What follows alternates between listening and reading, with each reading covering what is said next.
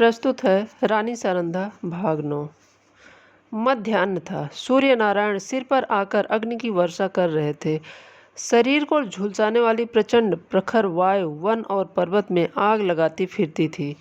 ऐसा विदित होता था मानो अग्निदेव की समस्त सेना गरजती हुई चली आ रही है। गगन मंडल इस भय से कांप रहा था। रानी सारंधा घोड़े पर सवार चंपतराय को लिए पश्चिम की तरफ चली जाती थी। ओरछा 10 कोस पीछे छूट चुका था और प्रतिक्षण यह अनुमान स्थिर होता जाता था कि अब हम भय के क्षेत्र से बाहर निकल आए हैं। राजा पालकी में अचेत पड़े हुए थे और कहाँ पसीने में सराबोर थे। पालकी के पीछे 5 सवार घोड़ा बढ़ाए चले आते थे।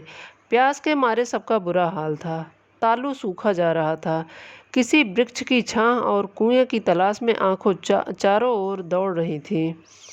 अचानक सारंधा ने पीछे की तरफ फिर एक बार देखा तो उसे सवारों का एक दल आता हुआ दिखाई दिया। उसका माथा ठनका कि अब कुशल नहीं है। यह लोग अवश्य हमारे शत्रु हैं।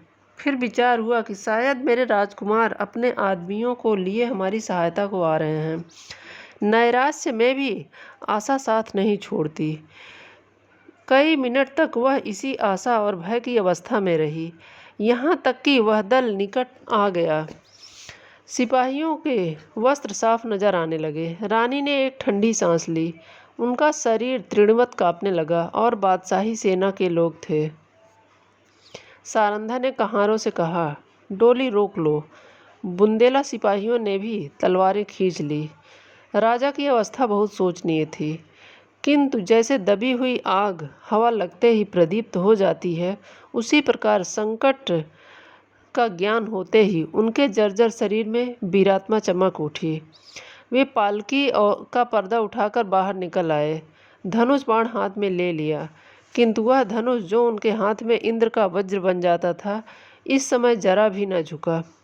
सिर में चक्कर आया, पैर थर्राए और वे धरती पर गिर पड़े। भावी अमंगल की सूचना मिल गई। उस पंख रहित पक्षी के सदृश जो सांप को अपनी तरफ आते देखकर ऊपर को उचकता और फिर गिरता पड़ता है। राजा चंपतराय फिर संभल उठे और फिर गिर पड़े। सारंधा ने उन्हें संभाल कर बैठाया और रो कर बोलने की चेष्टा की, परंतु मुंह से केवल इतना निकला, प्राणनाथ। इसके आगे मुंह से एक शब्द भी ना निकल सका। आन पर मरने वाली सारंधा इस समय साधारण स्त्रियों की भांति शक्तिहीन हो गई, लेकिन एक अंश तक निर्बलता स्त्री जाति की शोभा है। चंपतराय बोले, सारन, देखो हमारा एक वीर जमीन पर गिरा। शोक जिस आपत्ति से पूरे जीवन डरता रहा, उसने उस अंतिम समय आ घेरा।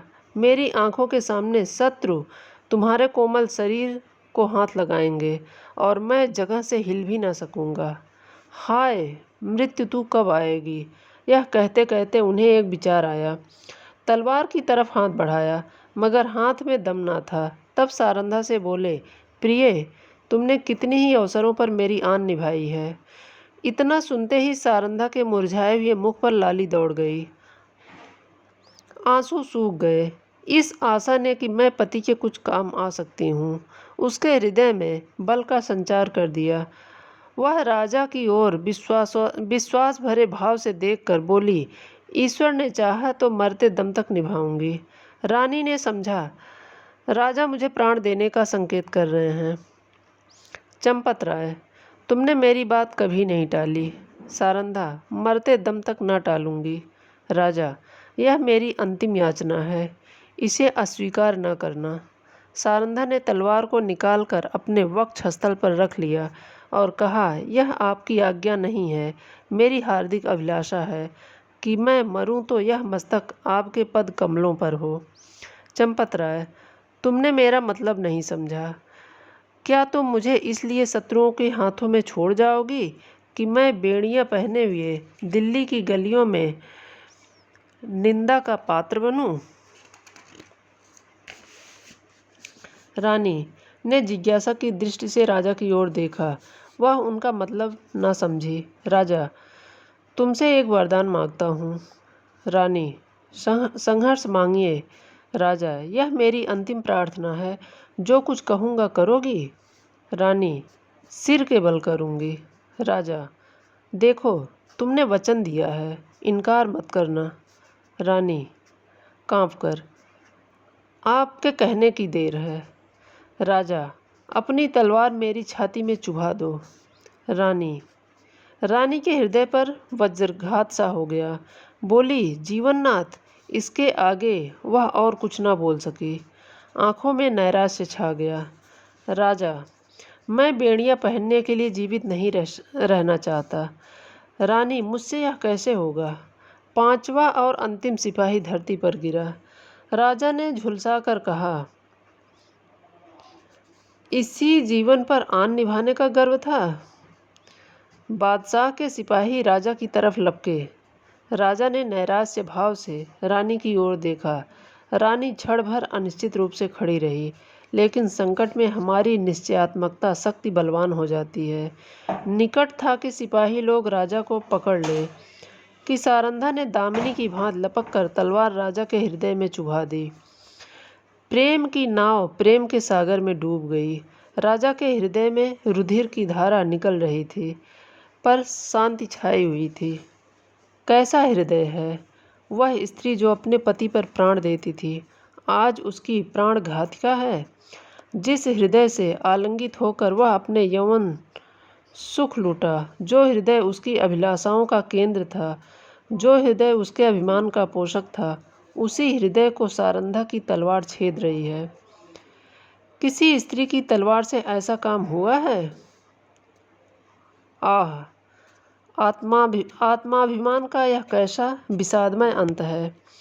उदयपुर और मारवाड़ के इतिहास में भी आत्मगौरव की ऐसी घटनाएं नहीं मिलती। बादशाही सिपाही सारंधा का यह साहस और धैर्य देखकर दंग रह गए। सरदार ने आगे बढ़कर कहा, रानी साहिबा, खुदा गवाह है, हम आपके गुलाम हैं। आपका जो हुक्म हो उसे हम मानने को तैयार हैं। सारंधा ने कहा, अगर हमारे पुत्रों में से कोई जीवित हो तो ये दोनों लाशें उन्हें सौंप देना। यह कहकर उसने वही तलवार अपने हृदय में चुभा ली। जब वह अचेत होकर धरती पर गिरी तो उसका सिर राजा चंपत राय की छाती पर था। धन्यवाद।